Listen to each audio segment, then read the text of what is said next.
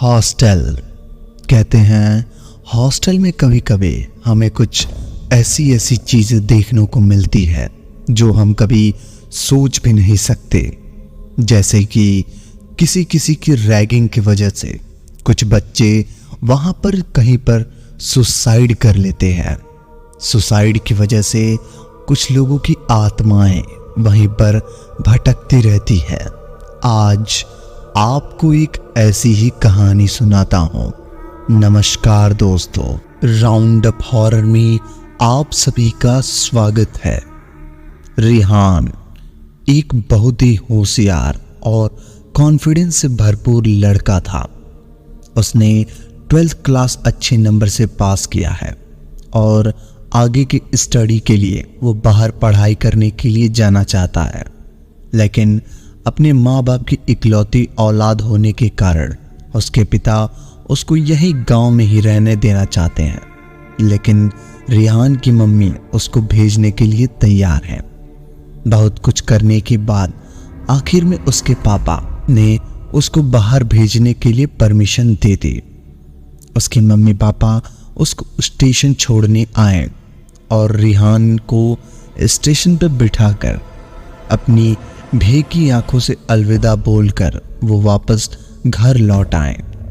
रिहान ने कॉलेज के ही एक हॉस्टल में रूम ले लिया, लेकिन एडमिशन लेट होने के कारण उसको रूम नहीं मिल रहा था और बहुत रिक्वेस्ट करने के बाद उसको एक रूम जो कि सबसे लास्ट में था मिल गया। रूम में रिहान अकेला था। बाकी रूम के सब के साथ एक पार्टनर था, लेकिन रिहान के साथ कोई नहीं था, अकेले ही था। एडमिशन लेट इसलिए हो भी गया था क्योंकि रिहान को मम्मी पापा को मनाने में के काफ़ी टाइम लग गया था। इसीलिए रिहान खुश भी था कि उसको अकेले ही रूम मिला है। उसको अकेले स्टडी करना अच्छा लगता था। कॉलेज का पहला दिन था और रिहान कॉलेज के लिए रेडी हो रहा था। उसने अपने कपड़े निकाले और नहाने चला गया। जब नहाकर वो बाहर आया तब उसे ही लिए उसकी वाइट शर्ट पर खून लगा था। उसने शर्ट पर एक दूर फेंक दी और धीरे धीरे फिर से शर्ट के पास आया और दोबारा से शर्ट को उठाकर लिया, लेकिन इस बार शर्ट पर कोई खून नहीं था। रिहान ने इसको वह वहम समझ कर और कपड़े पहन लिया और नाश्ता करने कैंटीन चला गया। रिहान ने नाश्ता किया और हॉस्टल के एक दो लड़कों से बात की और अपने रूम में आकर वो कॉलेज के लिए निकल गया। हॉस्टल कॉलेज में ही था, इसलिए कॉलेज के लिए 5 मिनट पहले ही निकलता था। और सुबह जो उसके साथ हुआ था वो उसने किसी को नहीं बोला था। आज पहला दिन कॉलेज का और पहला लेक्चर। रिहान बेहद खुश था। क्लास में सभी को इंट्रो हुआ और ऐसे ही बातों बातों में आज का दिन निकल गया। क्लास में अभी उसकी किसी से कोई खास बात नहीं थी, दोस्ती नहीं हुई थी। हॉस्टल आकर वो थोड़ी देर आंख बंद कर लेट गया और उसकी आंख लग गई। रिहान ने देखा कि एक लड़का जो लगभग उसी की उम्र का है और वो रो रहा है। शायद वो परेशान था बहुत।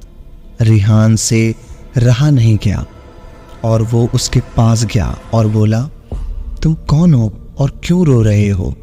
बोलो, क्या मैं तुम्हारी कुछ मदद कर सकता हूँ?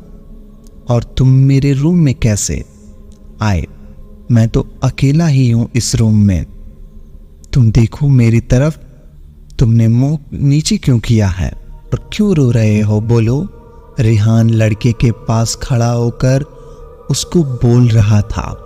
लड़का अपना चेहरा टेबल पर झुकाकर रो रहा था और चेयर पर बैठा था।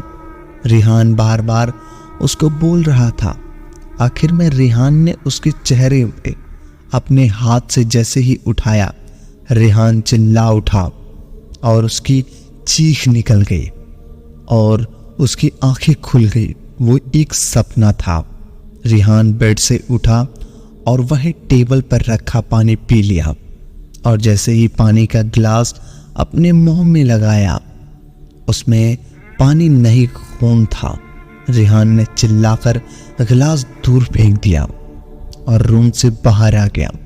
रिहान का चेहरा पसीना पसीना था।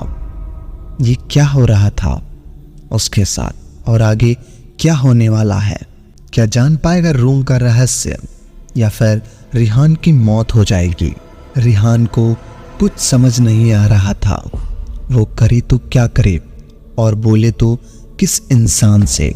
मम्मी डैडी से बोल नहीं सकता वरना वो बिना वजह मुझसे ज़्यादा परेशान हो जाएंगे और हॉस्टल के लड़के मेरा मजाक बनाएंगे। अब शाम से रात हो चुकी थी। रिहान ने रूम में एंट्री ले ली और बेड पर बैठ गया और रूम के चारों ओर देखने लगा। उसको सब कुछ नॉर्मल लग रहा था। ये सब मेरा वहम है सोचकर रिहान बेड पर लेट गया। आधी रात उसकी आंख खुली और जो उसने देखा वो सहम गया। वही लड़का किसी जानवर का गोश्त खा रहा था। सुबह सुबह की आवाज आ रही थी। जानवर का पेट फटा हुआ था और वो खून और गोश्त को अच्छे से खूब मजे से खा रहा था। रिहान देखकर तो रहा था लेकिन कुछ बोल नहीं पा रहा था। उसके गले से आवाज नहीं निकल रही थी। रिहान ऐसे ही बेड पर पड़ा रहा। अचानक वो लड़का बेड पर आ गया। रिहान आंखें बंद कर कर लेटा रहा। वो लड़का उसके करीब आ गया और धीरे से बोला, तुम भी खाओगी? रिहान एक झटके से बेड से उतरकर भागा और उसका पैर कहीं अटक गया और वो गिर गया। इतना कहा था कि वो बेहोश हो गया। अगले दिन उसी देर से आंख खुली लेकिन रात वाली बात सोचकर परेशान था। अब उसको थोड़ा बुखार हो गया था। रिहान सोचने लगा कि कहीं कोई उसके साथ मजाक तो नहीं कर रहा है या रैगिंग जैसा कुछ। ये सोचते सोचते वो फिर से नींद में चला गया। रिहान उठो, रिहान तुम मुझे सुन रहे हो? उठो रिहान, मुझे तुम्हारी ज़रूरत है। रिहान उठो। रिहान उठ गया लेकिन आँख खुलने पर वो सपना था। ये क्या हो रहा है मेरे साथ? मैं क्या करूं? ऐसे मेरे साथ सारी पढ़ाई ख़त्म हो जाएगी।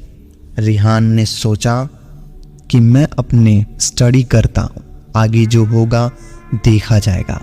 और रिहान अपनी स्टडी करने लगा। लेकिन जैसे ही वो बैठा सामने लड़का आकर बैठा जो देखकर बेहद डरावना था। खून से लथपथ चेहरा और काले लंबे बाल, नुकीले दांत। उसको देखकर कोई भी डर सकता था लेकिन रिहान ने बेडर उसको बोला, आप कौन हैं और आप मुझे क्यों परेशान कर रहे हैं? लेकिन लड़के ने बोला, हा हा हा, तेरी मौत और तू मरेगा बहुत जल्द। क्या तुझे डर नहीं लगा मुझसे? रिहान ने उसको बोला दिया। देखिए डर तो लगा लेकिन जब मारना ही है आपको तो मार दो, दिन रात डरा क्यों रहे हो? वो लड़का एकदम गायब हो गया। रिहान अगले दिन जो उसके कुछ दोस्त बने थे हॉस्टल में उनके साथ घूमने गया। पास में ही मार्केट में दोस्तों को आकाश, संदीप, रोहन और विशाल थे। वो उसके अच्छे दोस्त बन गए थे क्योंकि क्लास में साथ ही थे। रिहान ने उनको लड़के के बारे में नहीं बोला था क्योंकि रिहान को डर था कि कहीं वो लड़का उसका मजाक न बनाए। संडे का दिन था इसलिए सभी रात को मूवी और डिनर सब करके आए। हॉस्टल आकर सभी एक साथ हॉस्टल की छत पर गए। गर्मियों के दिन थे इसीलिए सब छत पर आकर बात करने लगे। रिहान कुछ चुप चुप था क्योंकि उसको अभी डर था उस लड़के का।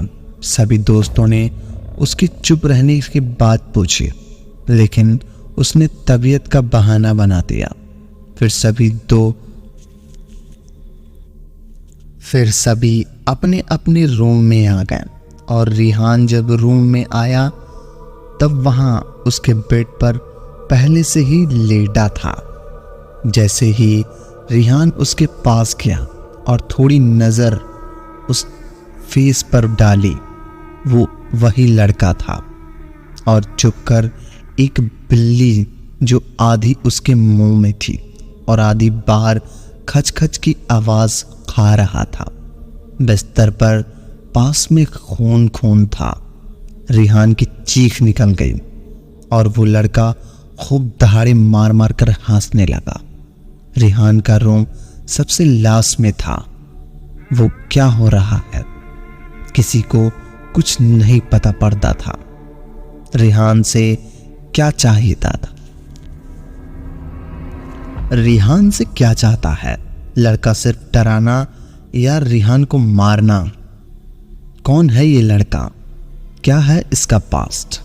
क्या इस हॉस्टल में सिर्फ रूम में ही जानने के लिए रहस्य खुलेगा? मिलते हैं अगले भाग में। तब तक के लिए धन्यवाद। अगर कहानी पसंद आई हो तो वीडियो को लाइक और चैनल को सब्सक्राइब कर दो ताकि हमारी आने वाली कहानियां सबसे पहले आप तक पहुंचे। धन्यवाद।